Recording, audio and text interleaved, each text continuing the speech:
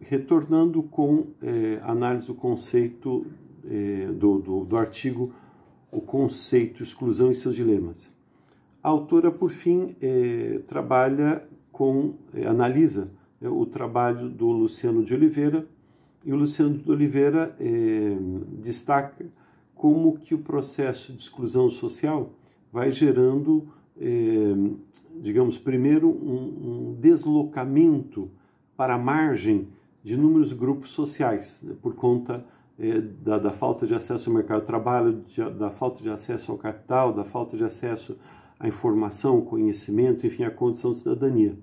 E aí, aos poucos, esses grupos vão sendo tipificados, vão ficando submetidos a uma espécie de estereótipo da marginalização aos marginais, ou seja, eles passam a ser vistos como uma ameaça dentro da sociedade.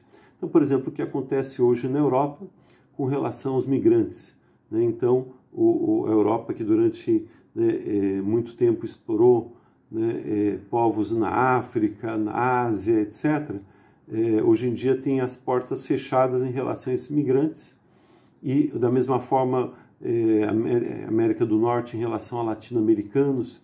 Então você passa a ver aquele que é excluído como uma ameaça a ser eliminado. Então você tem o surgimento de grupos pautados aí pela xenofobia, grupos neonazistas, enfim, que tem uma postura de discriminação em relação a essas populações.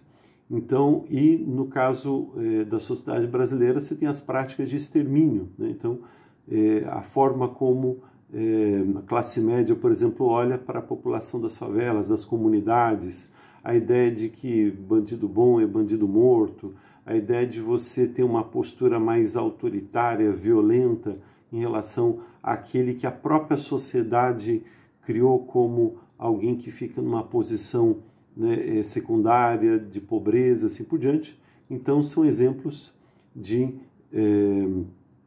práticas nas quais o excluído vai sendo interpretado como uma ameaça, né? O Luciano de Oliveira chama também a atenção para a questão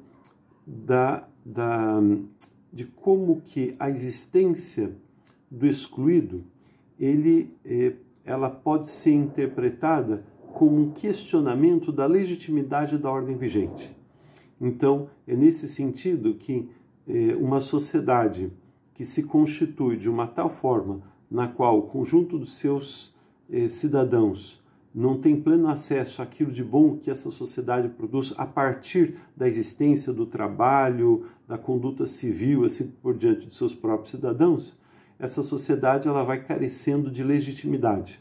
Então, ou seja, a pactuação social ela perde a razão de ser na medida em que aqueles que estão envolvidos no pacto social não têm entre si o equilíbrio relativo a direitos e deveres. Então, se você vai criando um grupo dentro da sociedade, uma classe que tem muito mais direitos do que deveres, e de outro lado você vai criando outros grupos que têm muito mais deveres do que direitos, obviamente a pactuação social que essa sociedade, que fundamenta essa sociedade, carece de legitimação.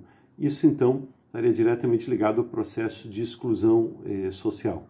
Então, eu gostaria que vocês lessem esse artigo da Roberta Neuhold, e a gente dá mais uma paradinha e eu queria fazer mais alguns comentários relativos ao nosso conteúdo na sequência. Então, até já.